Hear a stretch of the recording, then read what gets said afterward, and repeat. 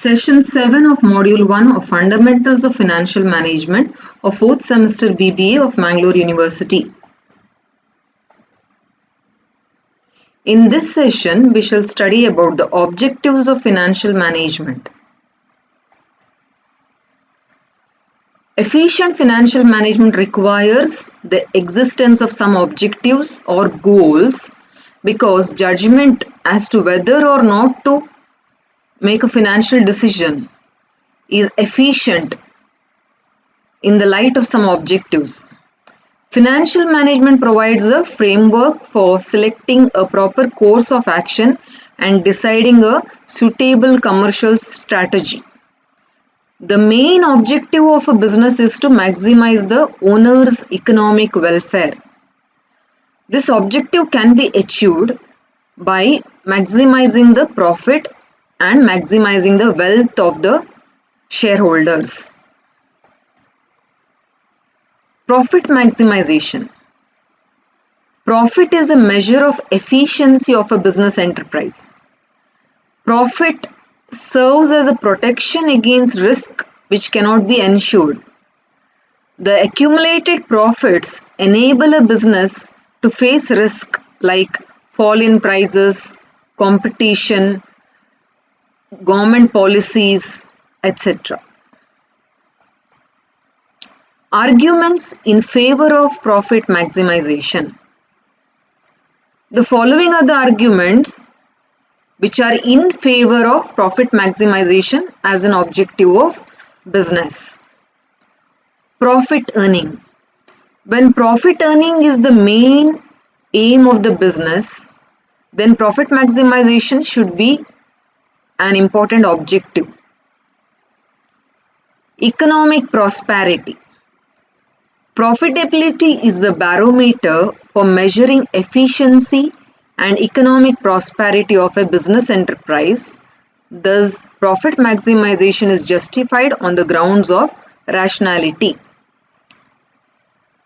Economic business conditions like recession, depression, severe competition.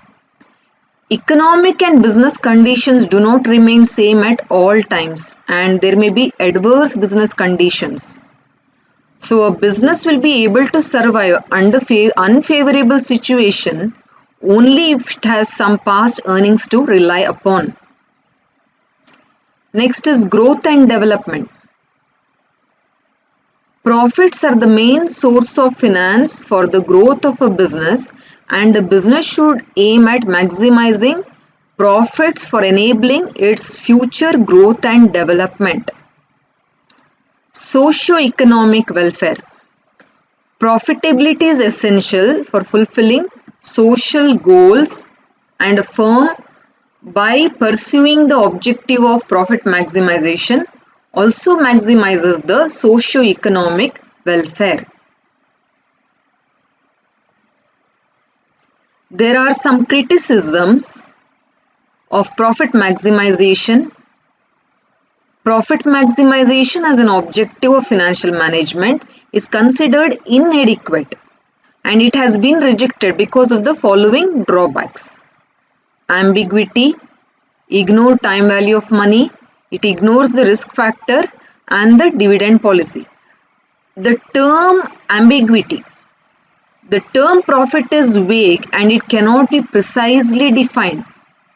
It means different things for different people. Further, it is possible that profits may increase but earnings per share may decline. So it is not clear, it is ambiguous. Next is ignores time value of money. Profit maximization treats all the earnings as equal though they occur in different periods. It ignores the fact that cash received today is more important than the same received after a year. The profit maximization objective ignores the time factor of money and does not consider the magnitude and time of earnings. It ignores the risk factor. Some projects are riskier than others. The earning streams will also be risky in case of high risk projects than the low risk projects. Two firms may have same expected earnings per share, but if the earning of one is more riskier than the market value of its share, will be comparatively less. Profit does not take into consideration the risk of the prospective earning stream. And the last one is dividend policy. The effect of dividend policy is whether to distribute the profit among the shareholders completely or to retain a part of the profits. So the effect of dividend policy on the market price of the share is also not considered in the profit maximization decision. So these are the criticisms. Wealth maximization. This is another objective, and this is considered as an important objective of financial management. Financial theory asserts that wealth maximization is the single substitute for a shareholder's utility. When the firm maximizes the stockholder or the shareholder's wealth, the individual shareholder can use this wealth to maximize his individual utility. It means that by maximizing stockholders' wealth, the firm is operating consistently towards the maximizing the shareholders' utility. Wealth maximization serves the interest of stakeholders. Now, stakeholders means they may be suppliers of funds or the capital, employees, management, and the society. Wealth maximization objective not only serves the shareholders' interest but also the interest of all, increasing the value of the holdings and ensuring security to the lenders. Wealth maximization is symbolically given as stockholders' current wealth in a firm is equal to number of shares owned into current stock price per share. So number of shares owned by a shareholder into the current share price in the market. So that would decide the shareholders or the stockholders' current wealth in a firm. Arguments in favor of wealth maximization. The following arguments are in favor of wealth maximization as a goal of financial management.